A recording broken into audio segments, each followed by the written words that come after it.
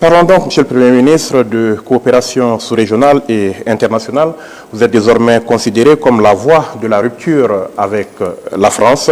Barkhane a finalement achevé son retrait, mais le Mali a introduit une plainte donc, contre les agissements de la France à l'ONU.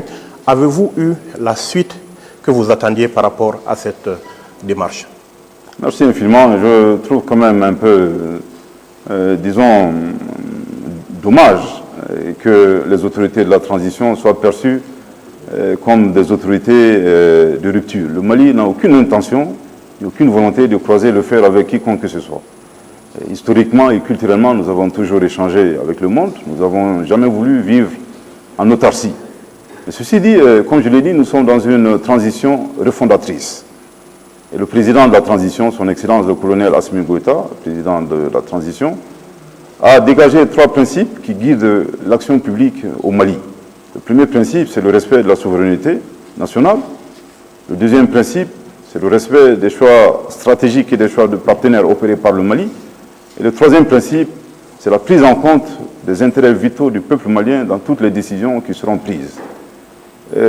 Contrairement à cette perception, je voudrais dire que loin de nous toute volonté de nous autoflageller, mais lorsque vous regardez les différentes recommandations des assises nationales de la refondation, 99% des recommandations concernent d'abord et avant tout nous-mêmes, les Maliens. Donc il y a une volonté d'améliorer la gouvernance, une volonté d'imposer beaucoup plus de rigueur. Donc nous n'avons, encore une fois, je le dis, nous n'avons aucune volonté de rupture. Mais ceci dit, ce que nous disons à nos partenaires, c'est un principe élémentaire de morale, disons, dans la vie, c'est de ne pas essayer de nous imposer ce qu'eux-mêmes ne souhaiteraient pas qu'on leur impose. C'est très important de le dire.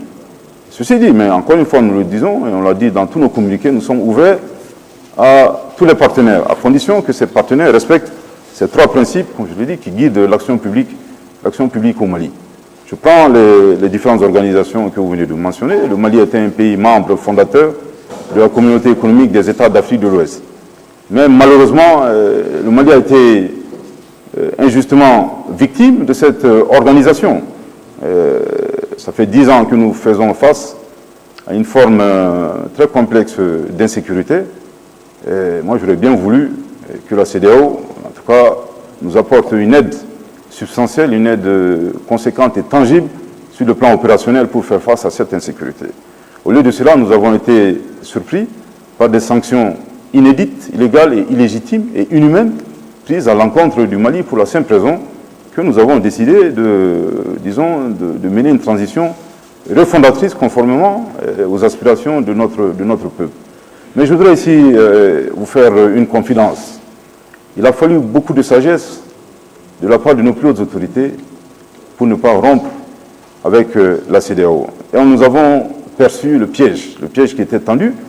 C'était de la part de certains acteurs d'utiliser la frustration du Mali pour nous pousser nous-mêmes à fragiliser ces institutions et ces communautés économiques régionales comme la CEDEAO. Je crois que nos plus hautes autorités ont bien perçu le piège et surtout se sont remémorés du lourd héritage du Mali. Le Mali est héritier de grands acteurs, de grandes figures du panafricanisme. Et pour cette raison, je pense que nous avons décidé d'agir autrement avec la CEDEAO. Pour revenir à cette question que je vous ai posée par rapport à la France, la plainte devant l'Organisation des Nations Unies, quelle suite est-ce que vous avez reçue? Est-ce que vous êtes satisfait du traitement réservé à ce dossier?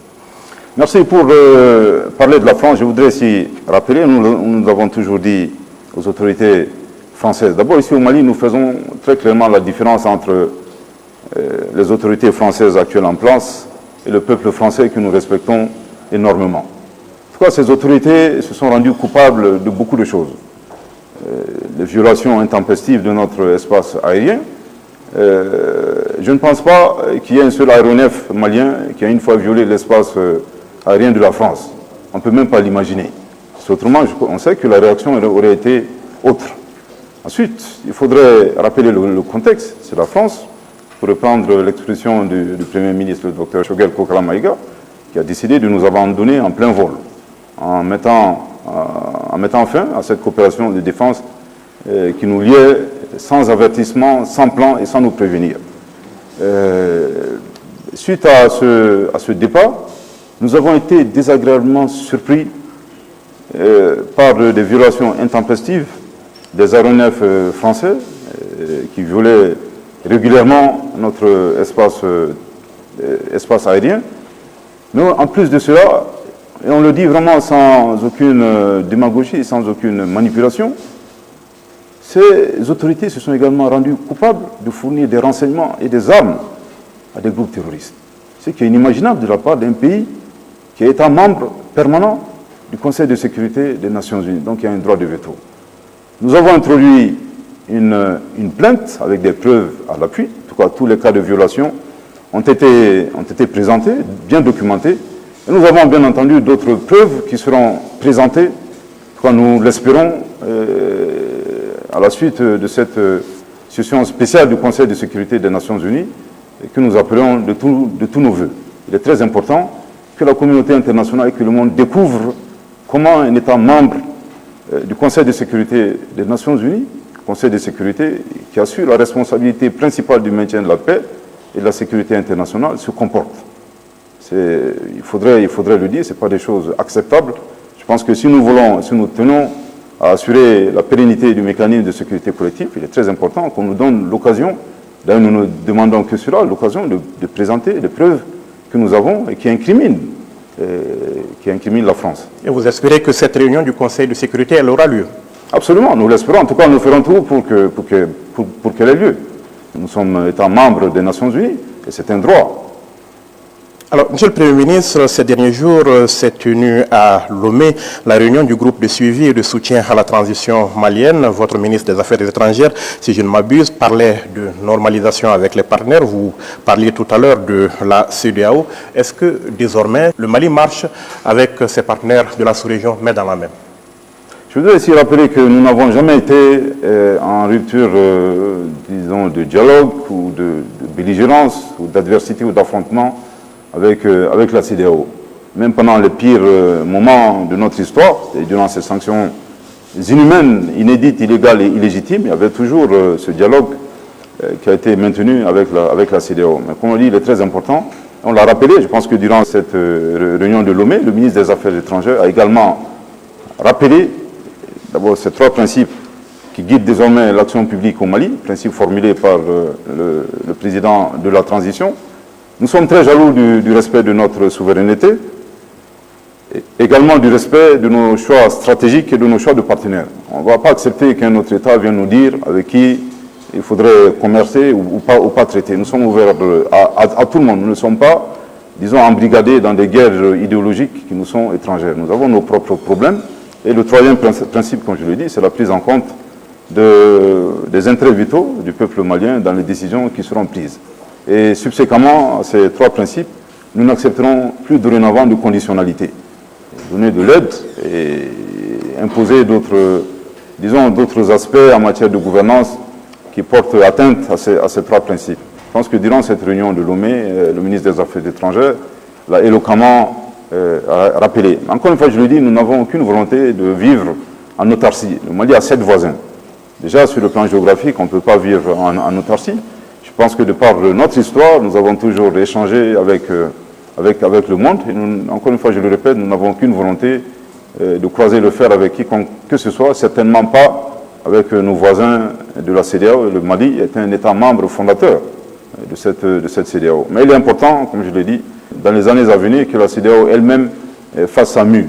Il est très désagréable qu'une organisation qui a été mise en place pour des questions d'intégration, pour rehausser le niveau de vie de nos populations, malheureusement, se fasse instrumentaliser par des puissances extérieures. La réunion de Lomé s'est achevée visiblement sur une note de satisfaction. Quels sont les enseignements que vous pouvez en tirer par rapport à l'engagement de la communauté internationale en faveur du Mali? Merci. Je pense que les résultats de cette réunion de Lomé sont autant d'indicateurs, contrairement à ce que certains partenaires disaient, et que le Mali est très sincèrement, en toute franchise, engagé dans le retour à l'ordre constitutionnel. Je pense que durant cette réunion de Lomé, les gages et toutes les garanties ont été données à nos différents partenaires. les progrès qui ont été accomplis, les acquis dans le cadre de la refondation ont été présentés par les ministres qui étaient présents, le ministre des Affaires étrangères, le ministre de la refondation, le ministre de l'économie et des finances, Madame le ministre délégué auprès du Premier ministre chargé des réformes politiques et institutionnelles et le ministre de la réconciliation nationale. Parlons toujours de Lomé, Monsieur le Premier ministre. Lomé, d'où se mène aussi la médiation sur le sort des 49 soldats ivoiriens interpellés chez nous ici au Mali. 49 au départ, désormais 46. Des voix se sont élevées, vous les avez sans doute entendues, pour demander un compromis, pour éviter de mettre en péril les relations entre les deux pays. Sommes-nous proches aujourd'hui d'un dénouement sur cette question? Mais merci infiniment. C'est avec beaucoup de précautions que je parlerai de ce dossier. Rappelons-le qu'il est un dossier judiciaire. Je ne parlerai pas du volet judiciaire. Et nous respectons l'indépendance de la justice. Mais je voudrais juste dire, disons, les aspects de cette crise avant l'ouverture de l'enquête. Vous savez, quand le gouvernement a communiqué, malheureusement, une grande partie de notre opinion ne nous croyait pas. C'est une réalité. Mais je voudrais dire que dans cette volonté d'améliorer la gouvernance, le gouvernement de la transition ne ment pas. Vous savez, quand nous faisons des communiqués, c'est avec beaucoup de certitude, beaucoup d'engagement et beaucoup de vérification. Et concernant ce dossier, qui est regrettable, je pense que le communiqué des autorités ivoiriennes, quelque part, nous conforte dans notre position. Encore une fois, je le dis, quand vous regardez, vous passez en revue les recommandations des Assises nationales de la refondation, 90% des recommandations concernent le Mali et les Maliens d'abord, et que nous avons décidé d'imposer beaucoup plus de rigueur sur nous-mêmes. Et forcément, pour certains partenaires, ils sont, disons, obligés, en tout cas nous le demandons très respectueusement, de respecter les principes qui guident l'action publique dorénavant. Il est inacceptable que 49 militaires débarquent dans un pays sans autorisation, sans avertissement, avec des armes, et qu'on trouve cela normal. Je pense que, quelque part, la réaction de l'aMINUSMA et des Nations Unies nous réconforte dans notre position. Voilà un peu ce que je pouvais dire concernant ce dossier, encore une fois, je le rappelle, qui est un dossier judiciaire. Mais si vous le permettez, il y a une médiation qui est en cours. Est-ce que la suite, elle va être exclusivement judiciaire, politico-judiciaire ou politique? Il y a une médiation qui est en cours. Il y a certains aspects de la médiation que je n'évoquerai pas ici. Mais je voudrais dire d'abord la nature hautement judiciaire du dossier. Concernant la Côte d'Ivoire, qui est un pays frère, qui est un pays ami, avec lequel nous n'avons aucune volonté de croiser le fer, je pense que restons toujours sur le plan judiciaire. Vous vous souviendrez que la justice malienne a émis des mandats d'arrêt internationaux contre certains de nos compatriotes qui vivent en Côte d'Ivoire. Et nous avons également été surpris de voir que certains de nos compatriotes vivant en Côte d'Ivoire, malheureusement, utilisent la Côte d'Ivoire comme, je ne vais pas parler de base arrière, mais en tout cas comme terrain, en vue d'attaquer ou de perturber la transition, ce qui est regrettable. Encore une fois, je le dis, je ne sais pas quelles seront exactement disons, toutes les dimensions de la médiation. Encore une fois, je le répète et j'insiste, il s'agit d'un dossier éminemment judiciaire.